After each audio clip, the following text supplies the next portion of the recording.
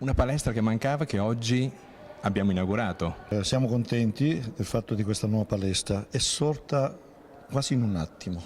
Ho partecipato io stesso alla posta della prima pietra un anno e mezzo fa circa, non mi ricordo il mese, e me la sono trovata. Io ero dirigente di un'altra scuola, da quest'anno, dal 1° settembre, sono dirigente di questa scuola e mi sono trovato la palestra già fatta, è stata veramente una sorpresa.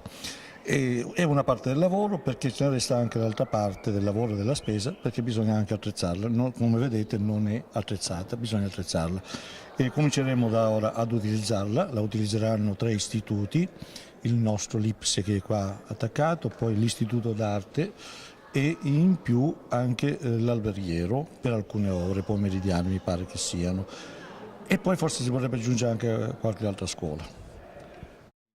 Una sinergia tra vari istituti. Sì, è una sinergia tra vari istituti, questo comporta la distribuzione anche oraria, perché non è facile, probabilmente ci saranno, e anzi quasi sicuramente, delle sovrapposizioni, e si intende che contemporaneamente dovranno venire 2 classi. Basta pensare che noi abbiamo solo 30-32 ore settimanali, se le classi sono 40-45 è chiaro ci saranno delle sovrapposizioni. Questo comporterà delle difficoltà forse nei primi momenti, però il guadagno rispetto a come si faceva attività motoria prima di questa palestra è sicuramente enorme.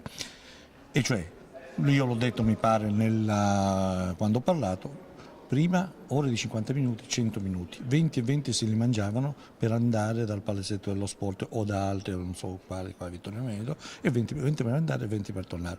Qua hanno 5 minuti e sono qua. Le ore ora sono diventate di 60 minuti per effetto della riforma, almeno gran parte sono di 60 minuti, 120 minuti. Togli i 20 minuti per cambiarti e venire, 100 minuti di attività, che probabilmente nel mio istituto saranno divise non in 2 ore contemporanee, ma un'ora e un'ora, perché l'educazione fisica spezza un po' il peso della giornata scolastica.